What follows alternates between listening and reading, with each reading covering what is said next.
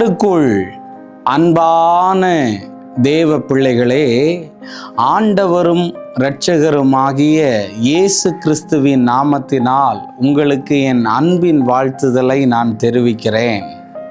இந்த டிசம்பர் மாதம் 1ஆம் தேதியில ஆண்டவருடைய வாக்குத்தத்த வசனத்தோடு உங்கள் வீடுகளில் உங்களை சந்திப்பதை குறித்து நான் மிக்க மகிழ்ச்சி அடைகிறேன். கடந்து போன 11 மாதங்களும் நமக்கு நல்லவராக இருந்த ஆண்டவர் இந்த 12வது மாதமும் உங்களுக்கு அதைவிட நல்லவராக அவர் உங்களுக்கு காண்பிப்பதற்கு அவர் சித்தம் கொண்டிருக்கிறார். ஆமேன். இப்போதான் வருஷம் ஆரம்பித்தது மாதிரி இருந்தது. 12வது மாதத்துக்குள்ள நம்ம கடந்து வந்திருக்கிறோம். அது ஒரு புறம் இருக்கட்டும். இந்த டிசம்பர் மாதம் 1ஆம் தேதியில் ஆண்டவரே, என் பிள்ளைகளுக்கு என்ன வாக்குத்தத்த வசனத்தை கொடுக்க வேண்டும் என்று தேவ சமூகத்தில் மிகுந்த பாரத்தோடும் மிகுந்த வேதனையோடும் தேவ சமூகத்திலே ஜெபித்த போது ஆண்டவர் இந்த டிசம்பர் மாதம் 1ஆம் தேதியில் உங்களுக்கு ஒரு வசனத்தை சொல்லி உங்களை ஆசீர்வதிக்கும்படி என்னை அனுப்பினார். அந்த வசனத்தை சொல்லி உங்களுக்காக நான் ஜெபிக்க ஆசைப்படுகிறேன். டிசம்பர் மாதம் 1ஆம் தேதியில் ஆண்டவர் நமக்கு தருகிற வார்த்தை என்ன? ஏசாயா 60வது அதிகாரம் அதனுடைய 20வது வசனத்தை வாசிக்கிறேன். உன் சூரியன் இனி அஸ்தமிப்பதும் இல்லை, உன் சந்திரன் மறைவதும் இல்லை. கர்த்தரே உனக்கு நித்திய வெளிச்சமாயிருப்பார். உன் துக்க நாட்கள் முடிந்து போகும் என்று எழுதியிருக்கிறத பார்க்க முடியும். இந்த டிசம்பர் மாதம் 1ஆம் தேதியில் டிவியில் இதை பார்த்துக்கிட்டு இருக்கலாம், தொலைபேசியில் இதை பார்த்துக்கிட்டு இருக்கலாம். உங்களை பார்த்து கர்த்தர் சொல்லுகிறார், உங்கள் துக்க நாட்கள் முடிந்து போகும் என்று ஆண்டவர் சொல்லுகிறார். கடந்து போன 11 மாதங்களும் உங்களுக்கு எந்தெந்த காரியங்களெல்லாம் துக்கமாக இருந்ததோ அந்த துக்கத்தின் நாட்கள் முடிந்து போகும் என்று ஆண்டவர் சொல்லுகிறார். ஒரு ஆமேன் சொல்லிருங்க பார்ப்போம். இந்த டிசம்பர் மாதம் 1ஆம் தேதியில் ஆண்டவர் உங்களை பார்த்து சொல்லுகிறார், உங்கள் துக்க நாட்கள் முடிந்து போகும் என்று ஆண்டவர் சொல்லுகிறார். தேவ பிள்ளைகளே, ஆரம்பத்திலேயே உங்களை பார்த்து நான் தீர்க்க தரிசனமாய் சொல்லுகிறேன், உங்களுக்கு எந்தெந்த காரியத்தை குறித்து நீங்கள் துக்கம் கொண்டிருக்கிறீர்களோ, எந்தெந்த காரியங்களை குறித்து வேதனை கொண்டிருக்கிறீர்களோ, எந்தெந்த காரியங்களை குறித்து நீங்கள் கலங்கி கொண்டிருக்கிறீர்களோ, அந்த துக்கம் முடிந்து போகிற ஒரு மாசமாக இது மாறும் என்று ஆவியானவர் சொல்லுகிறார். ஒரு ஆமீன் சொல்லிருங்க பார்ப்போம். கர்த்தர் நம்மோடு கூட பேசுவாராக. வேதத்திலிருந்தும் ஆண்டவர் துக்கங்களை எப்படி மாற்றினார் அப்படின்னு ஒரு சில காரியங்களை உங்களோடு பேசலாம் என்று நான் ஆசைப்படுகிறேன். யோவான் எழுதின சுவிசேஷம் 16வது அதிகாரம் அதனுடைய 20வது வசனத்தில் எழுதியிருக்கிறது, உங்கள் துக்கம் சந்தோஷமாய் மாறும் என்று எழுதியிருக்கிறது. ஆமீன் சொல்லிருங்க பார்ப்போம். இன்னைக்கு ஆவியானவர் சொல்லுகிறார், உங்கள் துக்கம் சந்தோஷமாய் மாறும் என்று ஆண்டவர் உங்களுக்கு தீர்க்க தரிசனமாய் சொல்லுகிறார். உங்க வாழ்க்கையில நீங்க உங்களுடைய கணவனை குறித்து நீங்கள் துக்கத்தோடையே இருக்கலாம். என்ன, இன்னும் என் கணவர் மாறலையே, இன்னும் திருந்தலையே, இன்னும் அவர் குடித்து கொண்டே இருக்கிறார், இன்னும் அவர் வாழ்க்கையில முன்னேறவே இல்லையே, அவரால் ஒவ்வொரு முறையும் நான் துக்கத்தோட இருக்கிறேன்னு இங்க சகோதரிகள் அழுது கொண்டிருந்தீங்கன்னா ஆண்டவர் சொல்லுகிறார், உன் துக்கங்களை அவர் சந்தோஷமாக மாற பண்ண போகிறார். ஆமீன் சொல்லிருங்க பார்ப்போம். ஒருவேளை மனைவியை குறித்து இவள் என்ன ரொம்ப சந்தேகப்படுறா பிரதர், என் வாழ்க்கையில ஒரே எப்ப பார்த்தாலும் சண்டையா இருக்குது பிரதர், வாழ்க்கையில நிம்மதியே இல்லையேன்னு உன் மனைவியை குறித்து நீ துக்கப்பட்டுக்கிட்டு இருந்தனா ஆண்டவர் சொல்றாரு, உன் துக்க நாட்கள் முடிந்து போகும் என்று ஆண்டவர் சொல்லுகிறார். இப்போ கணவனும் மனைவியும் உட்கார்ந்து இருந்து, என் பிள்ளைகளால் எனக்கு நிம்மதி இல்லை பிரதர், என் பிள்ளைகளால் நான் டெய்லி அழுது கொண்டே இருக்கிறேனே என்று இதை நீங்கள் கேட்டுக்கிட்டு இருந்தீங்கன்னா ஆண்டவர் சொல்லுகிறார், உங்கள் துக்க நாட்கள் முடிந்து போகிறது என்று ஆண்டவர் சொல்லுகிறார். ஒருவேளை எனக்கு இன்னும் வேலை கிடைக்கல பிரதர், இந்த கடன் பிரச்சனை இன்னும் மாறல பிரதர், என் எதிர்காலத்தை குறித்து ரொம்ப பயமா இருக்குதுன்னு சொன்னா ஆண்டவர் சொல்றாரு, நீ எந்த காரியத்தை குறித்து துக்கத்தோட இருக்கிறையோ அந்த காரியங்களை ஆண்டவர் சந்தோஷமாய் மாற பண்ண போகிறேன் என்று ஆண்டவர் சொல்லுகிறார். யோவான் எழுதின சுவிசேஷம் 16வது அதிகாரம் அவனுடைய 21வது வசனத்தை வாசிக்கிறேன். ஸ்ரீயானவளுக்கு பிரசவ காலம் வந்திருக்கும் போது அவள் துக்கம் அடைகிறாள். பிள்ளை பெற்ற உடனே ஒரு மனுஷன் உலகத்தில் பிறந்தான் என்கிற சந்தோஷத்தினால் அப்புறம் உபத்திரவத்தை நினையாதிருந்தாள் என்று வேதத்தில் எழுதியிருக்கிறது. தேவ பிள்ளைகளே, ஒரு தாயானவள் கரு தரிக்கும் போது என்ன ஆகிறது தெரியுமா? ஒவ்வொரு மாதமும் அந்த குழந்தைக்கு வளர்ச்சி இருந்து கொண்டிருக்கிறது. ஆனால் 9வது மாதத்திலிருந்து 10வது மாதத்துக்குள்ள நெருங்கும் போது உயிர் போகிறது போல அவளுக்கு வலி வருகிறது. ஆனால் அந்த வலியை அவள் சகித்து கொண்டு இருக்கும்போது, அந்த துக்கத்தை அவள் சகித்து கொண்டு இருக்கும்போது என்ன ஆகுது தெரியுமா? அந்த குழந்தை பிறந்த உடனே, அந்த குழந்தைய பார்த்த உடனே அவ உபத்திரவத்தை நினைக்கவே மாட்டான்னு. ஒருவேளை கடந்து போன 11 மாதங்களும் உங்களுக்கு நிறைய காரியங்கள் அடைபட்டு இருக்கிறதுனால நீங்க துக்கமா இருக்கலாம். கடந்து போன 11 மாதங்களும் எனக்கு இன்னும் ஒரு அற்புதம் கூட என் கண்ணால பார்க்கலன்னு சொல்லி நீ துக்க முகத்தோட இருக்கலாம். ஆனா ஆண்டவர் இந்த 12வது மாதம் சொல்லுகிறார், அடைத்து வைத்திருந்தது, மூடி வைத்திருந்தது, யாருக்கும் வெளிப்படாததெல்லாம் இந்த மாசம் டெலிவரி ஆக போகுது. ஆண்டவர் சொல்லுகிறார், உன் துக்கம் சந்தோஷமாய் மாறும்னு. அந்த ஹாஸ்பிட்டல்ல எல்லாம் நிறை மாத கர்ப்பிணியை கொண்டு போகும்போது அந்த டேட்டு சமீபமாகும்போது கொண்டு போவாங்களாம்.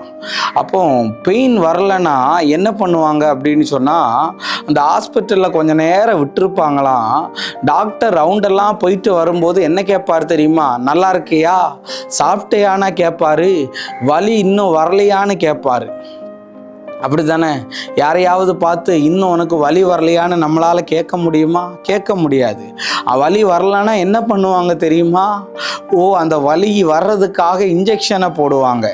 ஒருவேளை உனக்கு நார்மலாக பெயின் வந்தாலும் சரி, மற்றவர்கள் ஊசிய மாதிரி உன்னை குத்தி இந்த வலியிலிருந்து, இந்த துக்கத்திலிருந்து உன்னால் வெளியே வர முடியாதபடி நீ கஷ்டப்பட்டு இருந்தாலும் சரி, ஆண்டவர் சொல்லுகிறார், உன் துக்கம் சந்தோஷமாய் மாறி போகிற நாள் வருகிறது.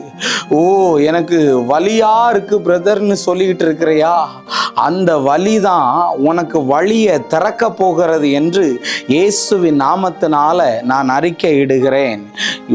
1 சாமுவேல் 1வது அதிகாரத்தில் ஆண்டவர் சொன்னதை பாருங்கள். 1 சாமுவேல் 1வது அதிகாரம் அவனுடைய 5வது வசனத்தை வாசிக்கிறேன். கர்த்தர் அவள் கற்பத்தை அடைத்தபடியினால் அவளுடைய சக்களத்தி அவள் துக்கப்படும்படியாக அவளை மிகவும் விசனப்படுத்துவாள் என்று எழுதியிருக்கிறத பார்க்க முடியும். அன்னாளை குறித்து சொல்லப்பட்டிருக்கு. அன்னாளால எல்கானாவோடைய வீட்டில் இருக்க முடியலை. ஏன்னா அவளுடைய சக்களத்தி என்ன பண்ணுவா தெரியுமா? ஒவ்வொரு முறையும் கத்தியை வச்சு குத்துற மாதிரி நறுக்கு நறுக்குன்னு குத்துவாளாம். என்னன்னு தெரியுமா? நீ ஆண்டவர்னு போனையே, சர்ச்சுன்னு போனையே, இன்னும் உனக்கு ஒரு வயிற்றுல புழு பூச்சி கூட உண்டாகலையேன்னு அவ திட்டும்போது இவ துக்க முகமா இருப்பாளாம். இன்னைக்கு தேவ பிள்ளைகளே, ஒருவேளை எனக்கு இன்னும் குழந்தை பாக்கியம் கிடைக்கலையேன்னு நீ துக்க முகத்தோட இருக்கலாம். இன்னும் எனக்கு திருமணம் நடக்கலையேன்னு நீ துக்க முகத்தோட இருக்கலாம். இன்னும் எனக்கு ஒரு நல்ல வேலை கிடைக்கலையேன்னு துக்க முகத்தோட இருக்கலாம். உன் கூட இருக்கிறவங்களெல்லாம் உனக்கு ஆறுதலா இருக்கிறாங்களோ இல்லையோ, உன்னை துக்கப்படுத்துற மாதிரியே பேசலாம். இவ்வளவு ஏஜ் ஆகுது இன்னும் திருமணம் ஆகலையா? இவ்வளவு நாள் ஆகுது இன்னும் குழந்தை கிடைக்கலையா? இன்னும் நீ இப்படியே தான் இருக்கிறையான்னு சொல்லி உன்னை பல முறையில உன்னை துக்கப்படுத்தலாம். என் ஆவியிலே நான் பார்க்கிறேன். பிரதர், இந்த கடன் பிரச்சனையிலிருந்து என்னால் வெளியே வரவே முடியல பிரதர். இந்த வட்டியை கொடுத்து கொடுத்து கொடுத்து நான் ரொம்ப கஷ்டப்பட்டுக்கிட்டு இருக்கிறேன் பிரதர். இந்த மாதம் கிறிஸ்மஸ் பண்டிகையின் மாசமா இருக்குது. என் பிள்ளைகளுக்கு ட்ரெஸ் எடுக்க முடியுமான்னு எனக்கு தெரியல. என்னுடைய வீட்டு வாடகை எப்படி கொடுக்க போறேன்னு தெரியல. என்னுடைய வியாதி நிமித்தம் சுகருனால ஒரு சகோதரி ரொம்ப உச்சகட்ட நிலைமையில இந்த சுகருனால ஒவ்வொரு நாளும் துக்க முகத்தோட இருக்கிற, இருதய வலியோட கூட உன்னால மூச்சு கூட விட முடியாத நிலைமையில துக்கத்தோட நீ இருக்கிறனா, இன்னைக்கு ஆண்டவர் சொல்றாரு, உன் துக்கம் சந்தோஷமாய் மாறி போகிற நாட்கள் வரப்போகிறது என்று ஆண்டவர் சொல்லுகிறார். 1 சாமுவேல் 1ஆவது அதிகாரம் அவனுடைய 18வது வசனத்தை வாசிக்கிறேன். அப்பொழுது அவள், உம்முடைய அடியாளுக்கு உம்முடைய கண்களில் தய கிடைக்க கடவது என்றாள். பின்பு அந்த ஸ்ரீ புறப்பட்டு போய் போஜனம் செய்தாள். அப்புறம் அவள் துக்கமுகமாக இருக்கவில்லை என்று எழுதியிருக்கிறது. துக்கமுகமாக இருந்தா இந்த அண்ணாளை பார்த்தா அழுதுகிட்டே இருக்கிறா. இவ ஒரு அழுகி நீ அழுவு மூஞ்சின்னு நிறைய பேர் சொல்லுவாங்க. இவ அழுதுகிட்டே இருக்கிறான்னு சொல்லுவாங்க. ரெண்டாவது என்ன, அவ சாப்பிடவே இல்லைன்னு. ஆனால் ஊழியக்காரனை பார்த்து அவ அந்த ஆலயத்தில் ஜெபம் பண்ணினதுக்கு பிறகு அவள் துக்க முகமாக இருக்கவில்லை. அவளுக்கு சந்தோஷத்துக்கு கர்த்தர் என்ன செய்யணுமோ அதை செய்தார். இன்னைக்கு இந்த ஊழியக்காரன் உன்னை பார்த்து சொல்லுகிறேன், இந்த வார்த்தைகளை நீ கேட்டுக்கிட்டு இருக்கும் போதே பிரிந்த கணவன் உன்னோடு வந்து சேருகிறதை பார்க்கிறேன்.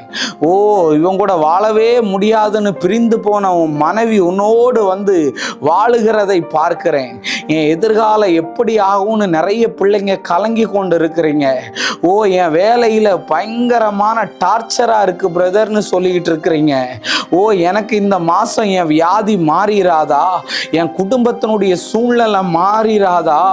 இருட்டறைகளுக்குள்ள இருந்து ஒரே மன அழுத்தத்தில் டிப்ரெஷனில் போய் அழுது கொண்டு இருந்தால் ஆவியானவர் இன்னைக்கு சொல்லுகிறார், உன் துக்கம் சந்தோஷமாய் மாறப்போகிறது என்று ஆண்டவர் சொல்லுகிறார். சிலரை என் ஆவியில நான் பலமாய் பார்க்கிறேன். வெளியில தான் பிரதர் நான் சிரிக்கிறேன், உள்ளுக்குள்ள நான் ரொம்ப அழுதுகிட்டே இருக்கிறேன் பிரதர்.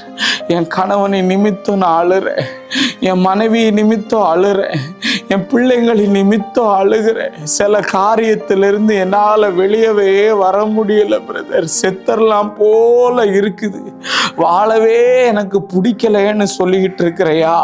இன்னைக்கு இந்த ஊழியக்காரன் இயேசுவின் நாமத்தினால் அறிக்கை இடுகிற, இந்த மாதம் நீ கன்சீவ் ஆவாக, இந்த மாதம் உனக்கு வேலை கிடைப்பதாக, இந்த மாதம் உன் கடனை அடைக்கக்கூடிய வழியை கர்த்தர் திறந்து தருவாராக. செய்வன மந்திரம் பில்லி சூனியத்தில் பாதிக்கப்பட்டிருக்கிற உனக்கு இன்னைக்கு இயேசுவின் நாமத்தினால ஒரு விடுதலையை தேவன் தரப்போகிறார். ஷபரபலபா, இந்த மாசம் டெலிவரி ஆகிற மாசமாய் கர்த்தர் மாற பண்ண போகிறார். எதெல்லாம் நீ தட்டிட்டும் திறக்கலனா, முட்டிட்டும் திறக்கலனா, அடைப்பட்டது, புதைந்து கிடக்கிறது, மறைந்து இருக்கிறதையெல்லாம் தேவன் இந்த மாதம் உனக்கு வெளிப்படுத்தி தருவார். அதனால் உன்னை பார்த்து நான் சொல்லுகிறேன், உன் துக்க நாட்கள் முடிந்து போகும் சகோதரனே, சகோதரியே. ஒரு வாலிப பிள்ளைய பார்க்கிறேன், ஆனால் எனக்கு நல்லது கெட்டதுக்கு செய்யறதுக்கு யாருமே இல்லைண்ணா. நான் ரொம்ப துக்கத்தோடையே இருக்கிறேனான்னு நீ அழுதுகிட்டு இருக்கிற பாரு, உன் கண்ணீருக்கு முடிவு வரப்போகிறது. பைபிளில் சொல்லியிருக்கு எல்லாவற்றிற்கும் முடிவு உண்டுன்னு. அப்போ உன் துக்கத்திற்கு முடிவு வராதா? கண்டிப்பாக வரும். சிலருடைய சரீரத்திலிருந்து சில கட்டுகள் அவிழ்ந்து போகிறதை ஆவியிலே பார்க்கிறேன். ஷபரபாலாபா, எல்லா விதமான கட்டுகளையும் கர்த்தர் அறுத்து, கடந்த 11 மாதம் நீங்கள் துக்கத்தோடு இருப்பீங்கன்னா இந்த 12வது மாதம் உங்கள் துக்கம் சந்தோஷமாய் மாறி போகும். நாம் ஜெபிப்போம். அன்பான நல்ல ஆண்டவரே, இந்த ஆசீர்வதிக்கப்பட்ட காலை நேரத்துக்காக நன்றி அப்பா. யாரெல்லாம் துக்க முகத்தோட இருக்கிறார்களோ அவர்களுக்கு அவர்கள் துக்கங்களை சந்தோஷமாய் மாறக்கூடிய நாட்களாய் இது மாறட்டும்னு நான் ஜெபிக்கிறேன் ஆண்டவரே. அப்பா, எந்த கட்டுகளோடு இருந்தாலும், எந்த கடனோடு இருந்தாலும், என்ன வேதனையோடு இருந்தாலும் அவர்களுடைய துக்கங்கள் சந்தோஷமாய் மாறட்டும். இந்த பிள்ளைகளுக்கு இந்த 12வது மாதம் ஆசீர்வதிக்கப்பட்ட மாதமாய் மாறட்டும்னு ஜெபிக்கிறேன். இயேசுவின் நாமத்தில் வேண்டுகிறேன் எங்கள் நல்ல பிதாவே. ஆமேன், ஆமேன், ஆமேன். God bless you. கர்த்தர் உங்களை ஆசீர்வதிப்பார். உங்கள் துக்கங்கள் சந்தோஷமாக மாறும். ஒரு முக்கியமான செய்தியை உங்களுக்கு நான் சொல்கிறேன். இந்த எல்லாரும் பேனா பேப்பரெல்லாம் எடுத்து நோட் பண்ணி வச்சுக்கோங்க.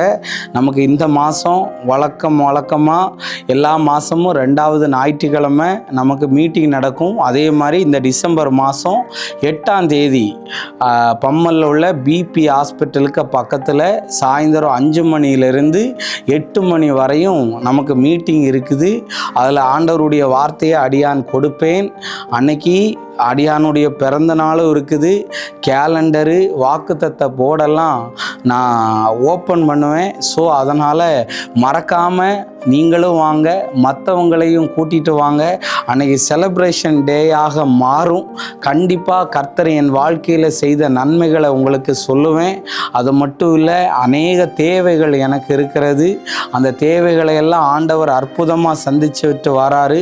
உங்கள் கூட கர்த்தர் பேசுவார்னா கண்டிப்பாக என்னுடைய மினிஸ்ட்ரியை தாங்கிக்கிட்டு இருக்கிறீங்க.